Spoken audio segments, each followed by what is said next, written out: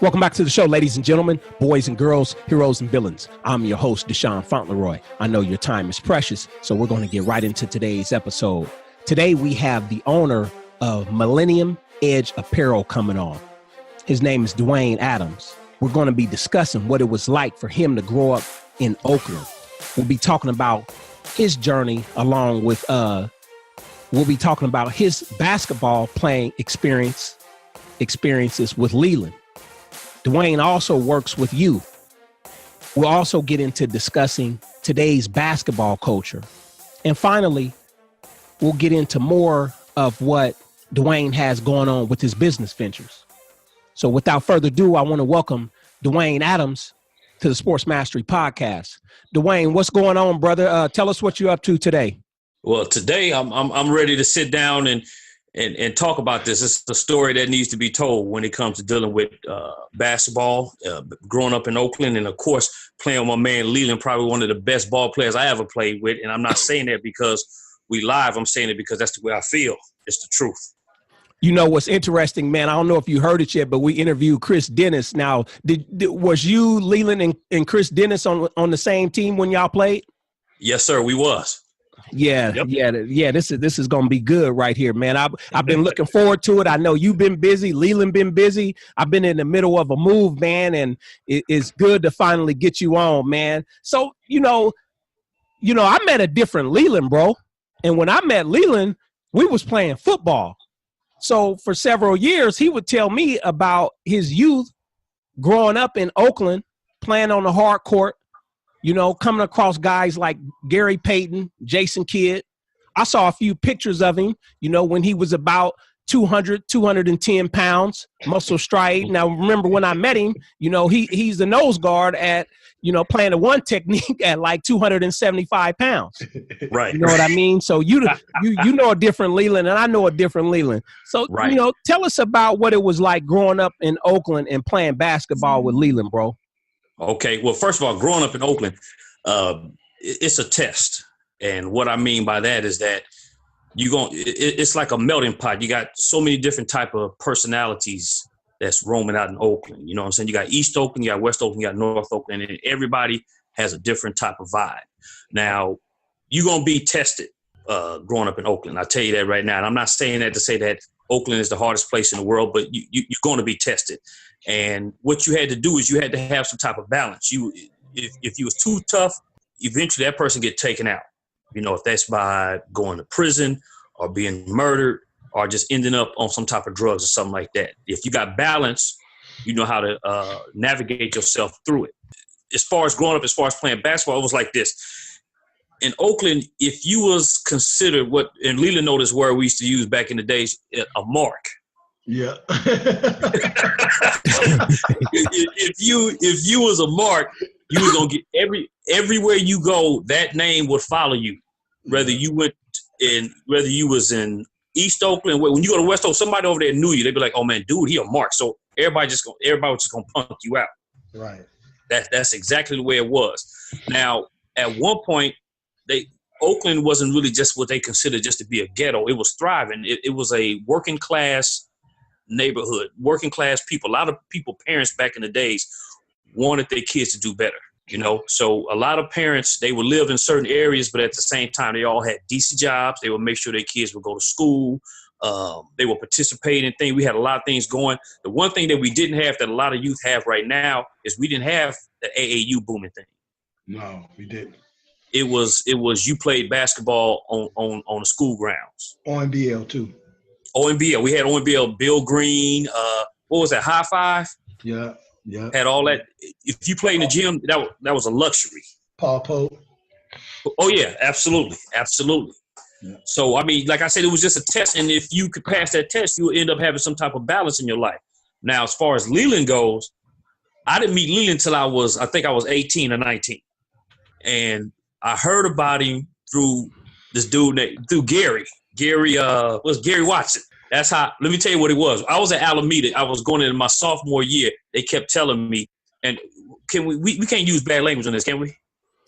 I would rather you not, but okay. We'll figure it out. I'll tell you how I do it. Leland to tell you, I was about 164 pounds and I was cocky. Yeah. So what happened was Gary said, hey, Wayne, he used to call me Wayne. Hey, Wayne, it's this dude named Leland coming up here. He going to be playing. I'm like, I don't give a about no Leland. Leland ain't coming up here doing nothing. So I said, this my squad. He ain't going to do nothing, bro. I'm telling you now, I don't care nothing about no Leland. When he comes from Los McDonald's, this, that, and the other, right? So what happened was I was at home, and this dude grew up across the street from me. We used to call him the Tribune because he knew about everybody. That was Dave Williams. Yeah, I remember Yes. that. So Dave said, I know him. I said, what's up with him? Hey, remember when I asked you when I first talked to you, I said, hey, man, what happened to Dave, man? And you was like, Yeah. Dave? But I was like, I played with him. And you was like, who? That's who I was talking about. Okay. Right, Dave Williams. This dude, his father was Mr. Williams, and he worked for the city of Oakland, and his father was like, what would we call it, like an ambassador. I mean, he would get all the kids and get them into different leagues. I mean, he made sure you played. He was a good dude. Mr. Wally Williams, he retired from the city of Oakland. He was. And Dave knew everybody. So Dave said, I'm going to tell you now, he could ball. He kind of big, and he rough. I'm like, oh, really? I'm going to see how rough he is when he come up there. So we kept – my partner, Rob Shorter, was like, see, there you go again. You always getting into some trouble. I said, man, I ain't worried about it. He ain't come up here and take nobody's position. So Dave told me about it. So I'm anticipating this dude come. So we kept hearing that he was going to come up there, but we hadn't seen him. It was like weeks and weeks and weeks. And we was going to Coach McHugh because it was almost like Suge Knight or Mike Tyson was on his way up there. Because everybody was like, hey, this dude ain't Leland from Los McDonald's, man. This dude raw. So what happened was, I was walking, he finally came, and Gary ran up to me, and Gary said, hey, Wayne, he here. I said, who? He said, Leland. And I told my partner, Rob, I said, let's go see who this MF is. I'm tired of this Leland dude, man. So we walked to the back of the gym. We didn't go through the front. We walked to the back. It was me, E.A. Ski. He a rapper now. It was me, E.A. Ski, Rob Shorter, Gary, and I can't remember who else. Well, we go to the back. I look up in the gym. Rob said, hey, bro, you on your own on this one. Rob was a comedian. No, I'm gonna tell you, dude had this menacing look. He wasn't mugging you. He wasn't smiling or nothing. He just had this menacing look. And I said, that's him? He said, yeah. I said, you know what, time to go get dressed. So we went in. We was gonna go to lunch. I said, man, I ain't eating today. I'm going to play against this dude. We walked into the gym. I walked right up. They was playing something like 21 or something. Leading just shooting around. I walked up. I said, hey, y'all want to play a 3-on-3? And everybody said yes, except for Leland.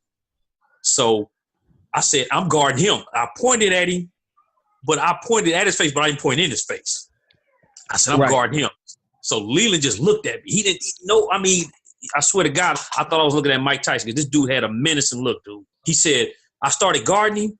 He wasn't really doing nothing. So he went up for a jump shot, and I slightly blocked it, but I fouled him. And he just had this laugh that used to have us cracking up. He just went, come on, man, come on. I said, no, you can have a foul. He said, come on. So what happened was after that, he whooped me. He went to work on me, bro. I'm talking about jump shots, booty bumping. He was bumping everybody the way with his butt. He was coming through strong as an ox. And Rob said, I told you, man. I told you not to mess with this dude. I said, man, don't trip. He went up. I don't know what he did some spin move and went up and put his whole wrist over the rim. And I'm not exaggerating. Because I didn't think he could jump like that because he looked more like a football player. And he put his whole hand over the wrist. At the end of the game, I said, hey, man, what's your name? He said, what's your name? I said, my name is Dwayne. And then I said, where you grew up at? He said, where you grew up at? I said, I grew up on 26. And he said, uh-huh. And he just walked off. He didn't say nothing else to me. And we went in, we got dressed. Everybody else bounced. I'm at the bus stop. All of a sudden, right there off of Webster, before you go in the tunnel, this burgundy Cougar drives up. And he looked down. He said, hey, man, you live on 26, right? I said, yeah. He said, you want to ride? I said, he said, come on, man. I'll give you a ride. Come on. And we was boys ever since then. Ever since. That's exactly how it went down. And I'm not making this story up, dude. We was anticipating this dude come up. And then I'm going to be honest with you, man. I had never seen a basketball player like that in my life, bro. No, I appreciate that, Wayne. But, when I was talking to Chris, I told Chris, I said, what y'all didn't know was Gary Watson back in the day was like, he was like the point guard, Point guard. like especially like, he was a dude. And Gary, people would actually come and watch Gary. You know, Gary would have 6 points in the game, but he would put on a show, you know. Right. So right. I really looked up to Gary, man. I was really, I'll be honest with you, I was like borderline intimidated because, you know, he grew up with guys like, I mean, he would run with guys like my partner, Don Parker, who was a good basketball player back in the day. All the dudes who was like top ball players. Right. He was running with Joe Henry, you know what I'm saying? And he was kicking with all those cats. So, you know, when I came to the school, I think the menacing looks was more a cover up, you know, because I was like, fuck these dudes. Excuse my legs. I'm like, I'm finna show these cats. But it was a trip. In the interim of battling with Wayne, I watched how not only how he got along with his other partners, but my other partner, Rob Shorter, who's a damn comedian. he was a damn comedian back in the day, man. He was real cool. Was. But you know, I watched how them cats was vibing, and it was like I told you, Deshaun, at that time I was a loner. You know, I was doing my own thing. So it was to meet him was like to meet Wayne was like the real. I needed that friendship at that time, big time. Right, Dwayne, you was talking about the Oakland basketball culture and really just growing up in Oakland. Whether you played basketball or any sport, you know, being young at that time, the way things were going, you had to have some type of mental toughness and an edge about yourself, if you will. But you couldn't be overboard because you were saying earlier that the people that went overboard, they either wound up dead, on drugs, or in prison. The Sports Mastery Workbook was created for the student athlete and the parent to work through together. The Sports Mastery Workbook was created for the student athlete and the coach to work through together. It was created in a sense and in a way to bridge the gap in communication between these parties and build a successful relationship dynamic. To learn more, visit sportsmastery.com/workbook or check out the show notes page and click on the link. And now back to the show. When with the way y'all grew up, man, in Oakland, and I've heard a number of Leland stories, and he trains a lot of basketball athletes up here as well as football athletes. What's the difference when you look back versus today's like youth basketball culture, or how you have AAU versus the way y'all grew up and how athletes were and how they carried themselves? Okay, that's a real good question. I'm gonna answer that like this. I see it coming back now with this culture. This generation that's coming up now, they seem to be getting back to the old school real toughness. When we was coming up, like I said, we played on the concrete, and the difference I saw with us was that a lot of us, we understood and played our position. Like me, I had a little jump shot, but I was more of a defender and a rebounder and a motivator. And I knew that was my part, and that's what I played. I had no problem with that. I didn't try to be the star. We had, like, Leland was our star, and Chris, before he got hurt, Chris was raw. I mean, he was good. Don't get me wrong, but I'm talking about dude was raw. Chris can jump and everything. Yeah. He was smooth. But we understood this Leland team, and we wanted to get the ball to him. So when I was coming up, we played more of a team concept. It was a little bit more of a slower pace where you had to have a big man, you work it down, you run your play, and try to get it down to the man in the post and wear your team down like that. You know, and when the ball go down low, the center knew and understood. I take a couple dribbles, I ain't got nothing, I'm kicking it right back out because somebody going to be open. Whereas with now, I see that a lot of the youth, they see this Stephon Curry thing, and I ain't got nothing against Stephon Curry. What I'm saying is they see that, and that's what they want. They want to come down. They want to cast. You got dudes 7 feet that want to play on the outside. and that back in the day, we wouldn't go for that. Another thing, we always had a general on the team. That was in pickup ball, whether he was in a game or intramurals and everything. And the general will run the team. Hey, you gonna do this, you gonna do that, and we all knew and respected our position, and we played that position. If I knew I was gonna go out there and I had to rebound, I'd rebound. That's what I did. It didn't bother me. I didn't care about scoring. Hey, Wayne. Yes, sir. Let them know Oakland basketball was like this. If you came down on a fast break and it was a 3-on-1, and you shot a jump shot, right? That was a sign of weakness. Straight up, because you ain't going to the hole to get it done. Right. Either you go into the hole or you need to pass it to somebody and they need to get to the hole. And absolutely.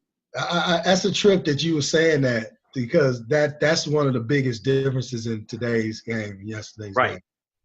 And then another thing too, back then we didn't, like I said, we didn't have this AAU. The only person that would take a team and travel was Mr. Payton, may he rest in peace. He had a traveling team. Yep. That's how Gary got so good. Gary was like 120 pounds soaking wet with a curl, talking crazy to everybody. he would do you though. He would do you. He'd tell you. I remember the last time I played against Gary, we beat him in a summer league game, and he took a smashed up can and threw it at me. Told me he was gonna have sex with my sister. He was that's the way he was. He was a nut. Now, one of the things too is this. I'm gonna tell you what was intimidating about Oakland basketball coming up, even in high school. But I'm gonna speak about college because my boy Leland over there. When we went into Alameda that year to try for the team, we had over 100 guys going out for a 12 to 14 man roster. And we would walk in there, and this is the kicker. The kicker about it is that the first thing you're going to do when you go in there, you're going to do the 3-man weave, which some guys, I went out and played with some guys, they don't even know how to do 3-man weave today. And I just look out and said, Lord have mercy. That's crazy. I still remember that.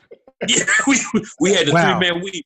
And we had what we call intramural. So what would happen is, you had to have game, because what's going to happen is you might get teamed up with 2 other guys that you don't know that's going to fumble the ball and mess up everything. But you got to keep a poker face. You got to stay with it because the coach watching you. Right. And then you might end up getting on a 5-on-5 team with 3 guys that can't even play. So you got 100 and some guys going out for a 4, and then the coach already know guys are coming back from last year. Right. You had to bring it.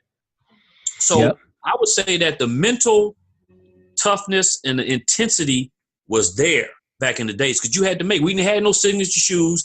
Socks was up to our knees. We had on knee pads, if anything. I mean, you grit and grime. You had to bring it. Right.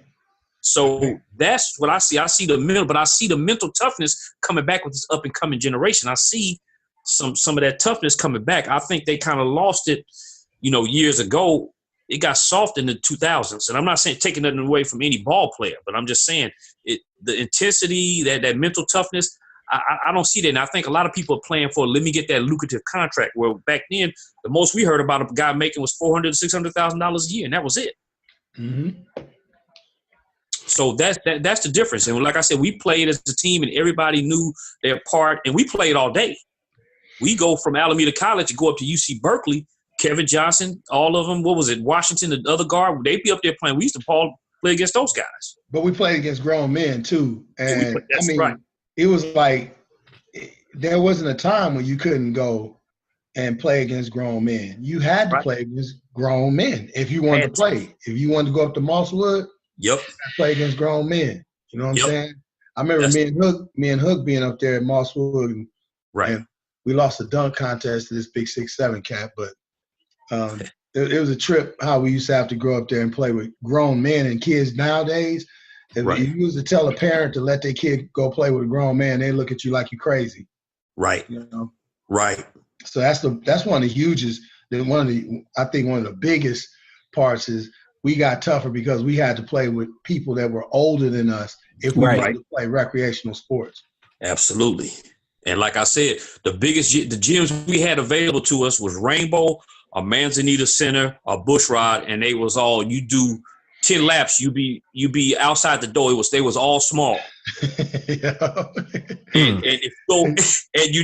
if you go to Rainbow, they if you win the game, you might get smashed on because they had East Oakland was so big, you know what I'm saying? And me coming from down from 26, I went over there one time and I seen them take the leg off of a table. Yeah. And beat this dude down because he talking about he had winners, and Lil Partner said, no, I got winners, and he didn't know who Lil Partner was. They straightened that out real fast. Yeah. So, hey, when he say Lil Partner, it's my little partner. Well, everybody knows his name is Lil D. You know what I'm saying? And he's the nephew of the infamous Felix Mitchell, man. And he got hoops too. And yeah. Yeah. For sure. That's a different story. Remember me and you was talking about how I was telling you how I didn't play in high school. Yeah. But I became a pretty good junior college player. Well, the route, they had a way in Oakland. It was like an underground type of way that you could kind of build your cachet up. You know what I'm saying? Right. And there was some tournaments at the end of each year called the Bush Rod Tournament. It's the Bush Rod Easter Tournament. And they even morphed it to another tournament. It was called the St. Patrick's Tournament that would be occurring in West Oakland. But Bush Rod was the biggest one that everybody would go to, you know, after the school year was over. And if you wanted to make bones for yourself, that was a way for you to say, oh man, dude was balling. Well, that was one of my ways of doing it, because I didn't play in high school, but I went up there, and some of the cats that was already on and who was already known, when I balled out against them, that's how I got known.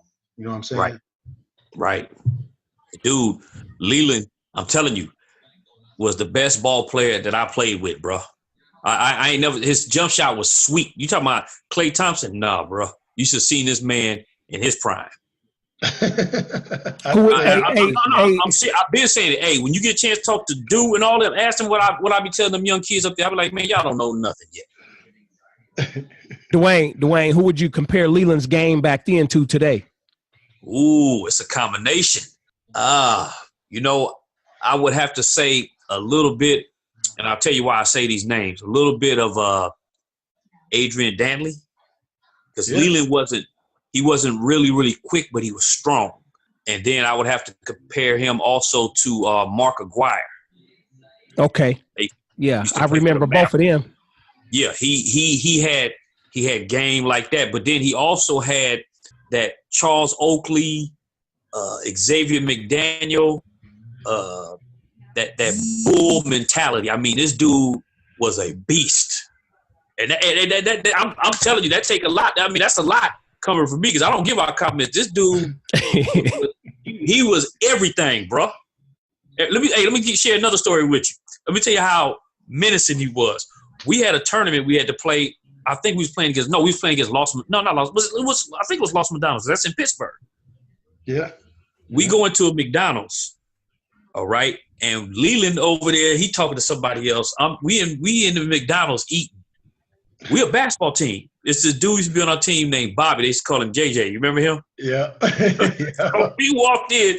These dudes from Pittsburgh walked in and just started mugging, you know. So we from the town. So, you know, we ain't tripping. We like, oh, well, whatever, man. We see this every day. So dude said, so you know me, I'm going to pop off because I'm the little brother. I got a whole crew. I got Leland. I got Pat. Everybody going to come look out for me because I'm the one. I always wore a shirt and tie with glasses. Yeah. With a ball head. Talk the most smack. So and everybody knew me as Leland's little brother. They wasn't going to mess with me. So this dude walks in. And the dude, I said, man, what's happening with y'all? What y'all mess with my partner for? They were trying to mess with Bob. So Bob didn't say nothing to him. Dude said, oh, man, you ain't. I said, man, what's happening there? So dude ran out and got the man, I guess. He comes up in there. Somebody ran over there and said, hey, Leland, somebody talk crazy to Dwayne. It was about 20 of them. Leland just walked up. He said, hey, y'all get out the way. Let me take care of this. Leland walked right in.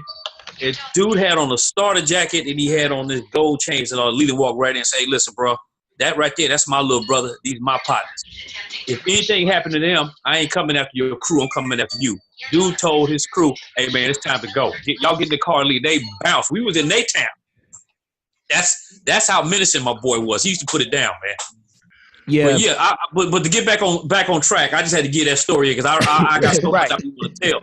But as far as his game, like I said, he reminded me of Mark Aguirre, and a little bit of Adrian Dantley. But he had this sweet jump shot. It was like mid range from 10 to 20 feet. He can hit, and it used to be so sweet.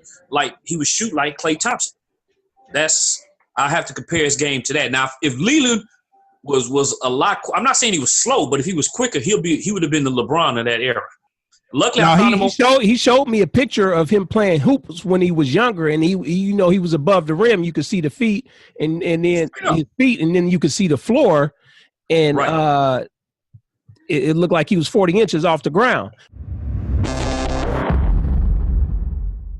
Okay, man, you know what, I can appreciate y'all being from Oakland. I remember I've only been down to down there once or twice, and the last time I was down there was in '04, going to watch the Raiders play the Bucks, because it was Tim Brown coming back to the town, and my friend he was from Oakland. I honestly can't remember whether it was East Side or West Side, but I know I've been to the East Side, I've been to the West Side, been on MacArthur, took me out to Richmond, been in Sobrani Park. I do remember, if you're not from there, you might not want to go in there, because it was only one way in and one way out. That's Sobrani. Hey Leland, when you took me over there when that you know what, when it was the car trying to crash the car, bro. Yeah. Yeah. So I mean, I do. The other couple things I remember is with my man being from there, we go to get some gas and I just hop out. He's like, no, we all got to get out together. Hold on.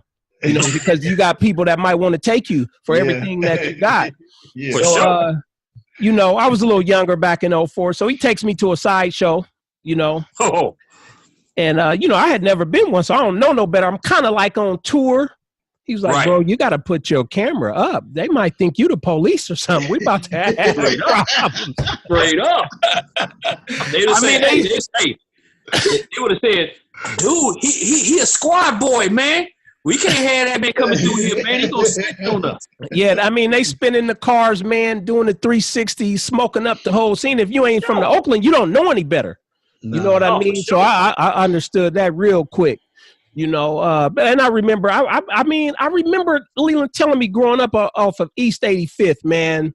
But I can appreciate where y'all come from, bro. And it's really good to hear more of Leland's story, because I've heard a lot of it, but Leland was like, okay, let's reach out to some of the guys that he grew up with, and you can hear their stories about me. You know what I mean? Because sometimes it's better for y'all to express it. You know, I know Leland. So I you know, we got a real tight relationship because we met on the other side playing football and going through some similar circumstances. You know what I mean? I'm gonna tell you one thing about him, and I know you only got a few more minutes.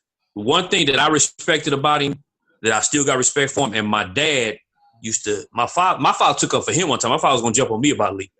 He said, I really got a lot of respect for Leland, because he said, Dwayne, because he tried. And the one thing, when I think back now, it's like Leland, me and him talked one time, and he said something to me that's true. A lot of things you don't realize till you get older. Right. You know, I'm in my 50s now. The one thing I can say about Leland, and reason why him and myself get along, is because Leland was his own man. I'm gonna tell you that now. He was a street cat, but he wasn't no dirty, grimy dude. He was his own man. He never asked nobody for nothing. He always did stuff for people. When I first got my license, Leland used to give me the car. You drive. Yeah. And I mean, and he had a, I'm talking about the Cougar was clean, burgundy with a black top. And he had a blue one, but I don't remember about that blue and white one you had stashed away, bro. Yeah. You know, Chris was telling us about his houses, but that's a whole nother story. We gonna get to. He was his own man, and I respect that. I mean, to this day, you could tell Leland has always been his own man, and his father had the heart of gold. His dad had the heart of gold. I was sorry when he told me Pops had passed away, but his father had a heart of gold, man. The last time I saw him, he gave me a hug. We talked, and he remembered me and everything, but Leland was his own man. He's solid as a rock. And when, like I said, you don't realize a lot of things till you get older. And we lucky to be alive here to talk about it. You know what I'm saying? True. But in the same time, I love that cat with all my heart, man. That's my boy right there. Love you too, bro. Right on, Lee. Before we close out, I know you're involved in a number of business ventures. You you one of our sponsors, man. I mean, it's unique that you sponsoring the show. Right.